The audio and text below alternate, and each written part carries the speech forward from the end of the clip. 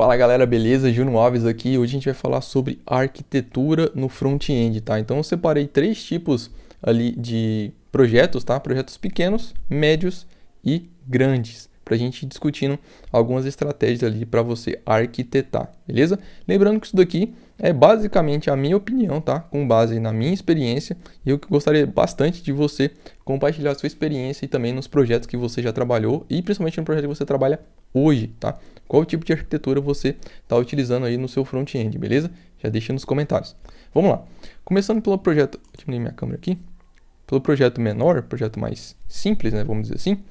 Cara, esse tipo de arquitetura aqui funciona bastante bem, tá?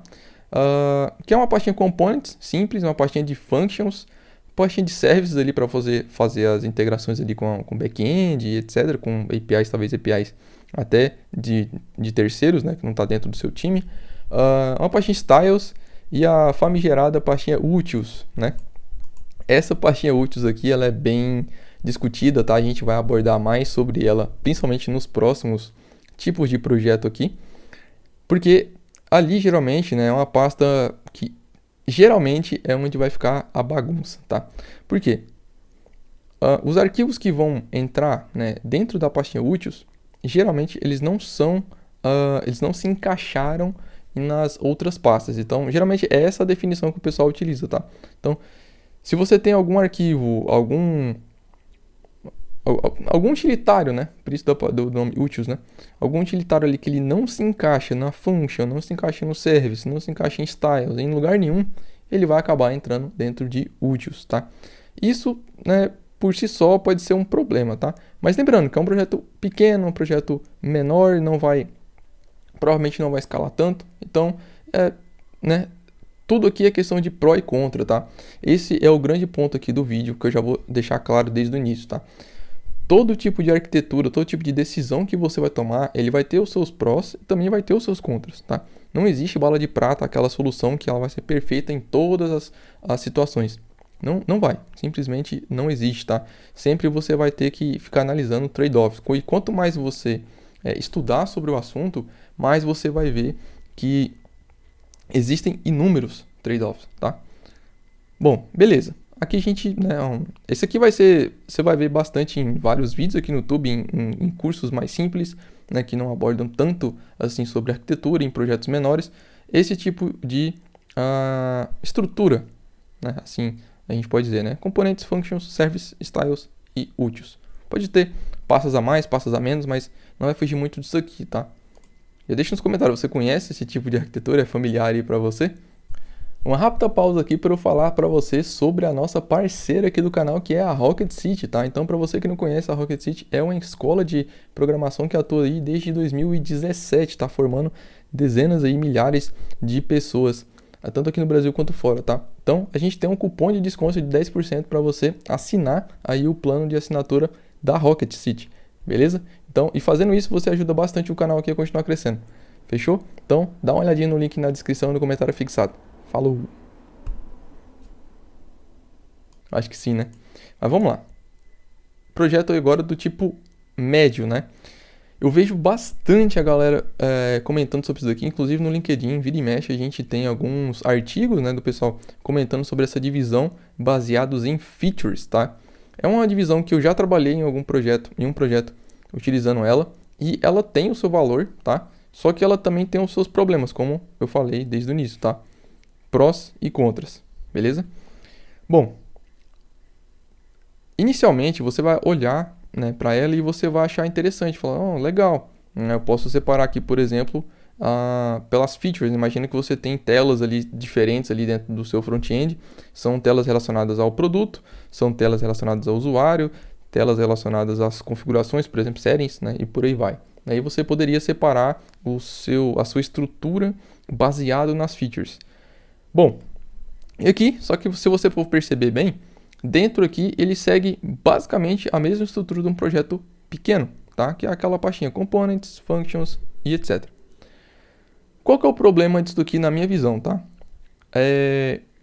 Quando você precisa compartilhar, né?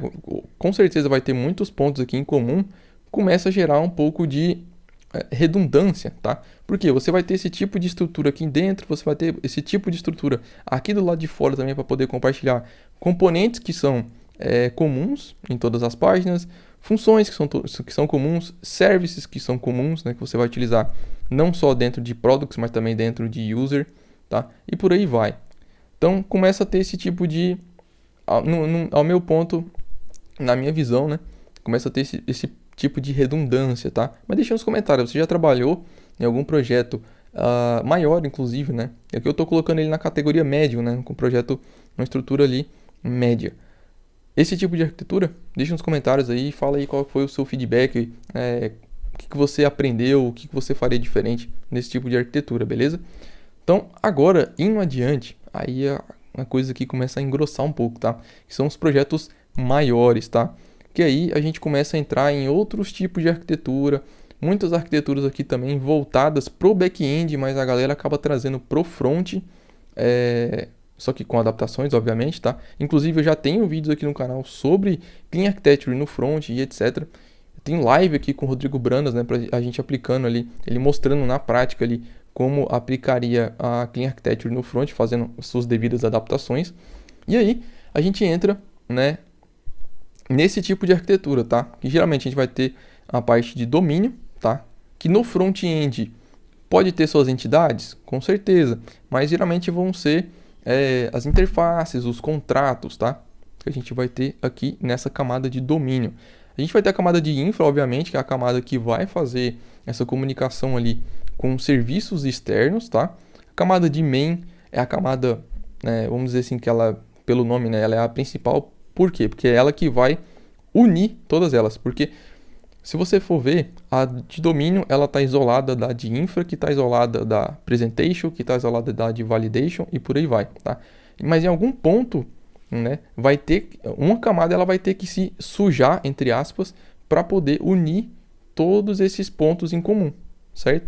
Exemplo, você tem uma página de usuários. Essa página ela vai ser dividida na camada de domínio, camada de infra, de apresentação e de validação. Só que na página em si, quando ela for renderizada, ela vai ter que ter todas essas camadas juntas, certo? Em algum ponto, você vai ter que juntar esses pedaços, né? E esse ponto é a camada de main, tá? E aqui na camada de main, geralmente a gente vai utilizar... Aliás, nesse tipo de arquitetura aqui, que é uma arquitetura, por exemplo, nesse caso aqui, uma adaptação ali da Clean Architecture, tá? Mas aí você pode utilizar também a MVVM e etc, né? Hexagonal e por aí vai. Você vai utilizar muito nesse tipo de arquitetura design patterns, tá? E aí começa a fugir um pouco ali do lugar comum, por exemplo, do React. Porque o React, ele é funcional, correto? A gente cria os nossos componentes funcionais. Só que nesse tipo de arquitetura faz muito mais sentido a gente utilizar, por exemplo, na camada de domínio, na camada de infra, utilizar orientação objeto. Tem como você fazer com funções? Claro, tá? Mas, na minha visão, para você aplicar bem esses design patterns, como gateway, como um proxy, como adapter e por aí vai, faz muito mais sentido você utilizar a orientação, programação orientada a objeto, tá? Por exemplo, eu tenho vídeos aqui também no canal, onde mostra ali a gente criando um adapter, né, em cima do Axis, em cima do FET, e a gente invertendo a dependência, utilizando muito do Solid, né, do Dependency Inversion Principle, para poder fazer esse tipo de inversão, que, cara, facilita muito, porque a aplicação em si ela não depende do Axis diretamente. Você criou uma porta, aí entra até a adaptação do ports em adapters, né, que é a hexagonal. Você cria uma porta, e aí você cria vários adapters para aquela porta. Então, se você quiser trocar o FET pelo Axios, você não tem dor de cabeça nenhuma.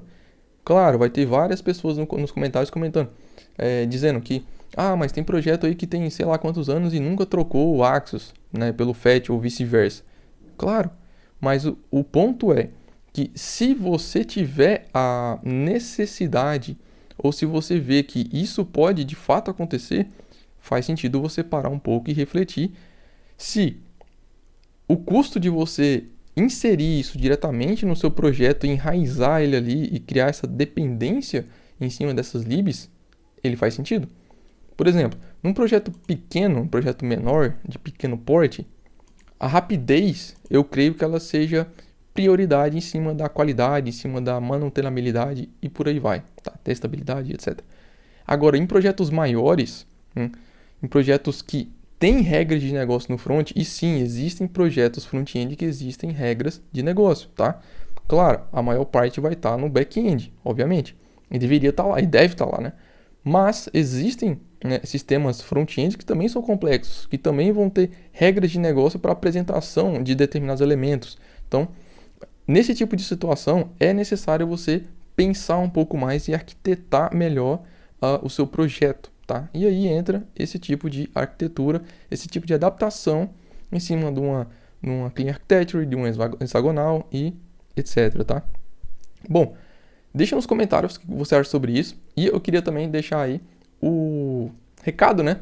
Nossa parceria aqui no canal da Rocket City, tá? Para você que não conhece, a Rocket City é uma escola de educação que atua desde 2017, já formou milhares aí de alunos, tá? E tem um cupom de desconto aí de 10% para você assinar o plano, né, de assinatura da Rocket City. Então, deixa aí, eu deixei nos comentários para você dar uma olhadinha e isso ajuda demais o canal a continuar crescendo, tá? E eu sou muito grato por vocês aí, por ter conseguido essa parceria, beleza? Então dá uma olhadinha aí. Bom, é isso que eu queria trazer para você nesse vídeo. Sério, cara, deixa aí nos comentários aí sua opinião sobre isso. Qual é a arquitetura que você está utilizando aí no seu front-end? Se foi você que decidiu, né? Se você que escolheu, ou se você já entrou e já tinha esse tipo de arquitetura aí, você está só seguindo. E seus feedbacks, beleza? Deixa aí. Valeu, falou, grande abraço. Se inscreve no canal e até a próxima.